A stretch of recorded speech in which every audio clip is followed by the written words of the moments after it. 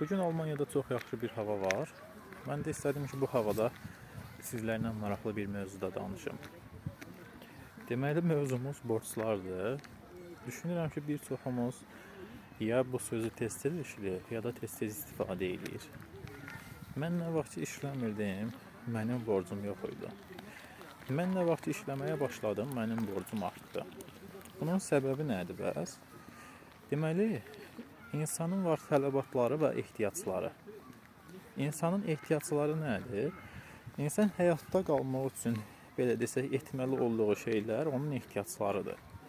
Məsələn, qidalanmaq, geyim ehtiyacı və s. Deməli, insan normal şəkildə həyatda qalmaq üçün gün ərzində 3 öğün yemək yeməlidir, düzdürmü? İnsan işləmədiyi zaman sırf hədəf nöqtəsi o olur ki, mən ehtiyaclarımı ödəyim. Amma elə ki, insan başlayır işləməyə və yaxud da işdə daha yaxşı bir vəzifəyə keçməyə, bu zaman insan düşünür ki, mən ehtiyaclarımla yanaşı tələbatlarımı da ödəməliyəm. Tələbat nədir? Normalda işləmədiyi zaman gündə 3 öğün evdə yemək yeyən insan düşünür ki, artıq mən daha yaxşısına layiqəm və artıq başlayır günün bir öğünün evdə yox, müəyyən bir restoranda, kafedə yemək yeməyə və yaxud da çalışır ki, yeni fərqli bir şeylər eləsin. Təbii ki, hər birimiz istəyirik ki, həyatı daha yaxşı yaşayaq, istədiyimiz bütün şeyləri eləyək. Amma təbii ki, diqqət eləməli olduğumuz bir mövzu var. Tələbatlarımızı ödədiyimiz zaman bizim əldə etdiyimiz əmək haqqı ilə xərclərimiz üst-üstə düşməlidir.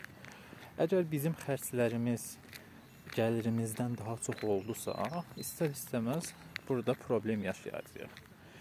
Buna görə insan işləməyə başlayanda artıq gəliri ilə çıxarını düz hesablaya bilmədiyi üçün, tələbatları normasından öz gəlirindən artıq şeylər istədiyi üçün istər-istəməz insanda borclar yaranır.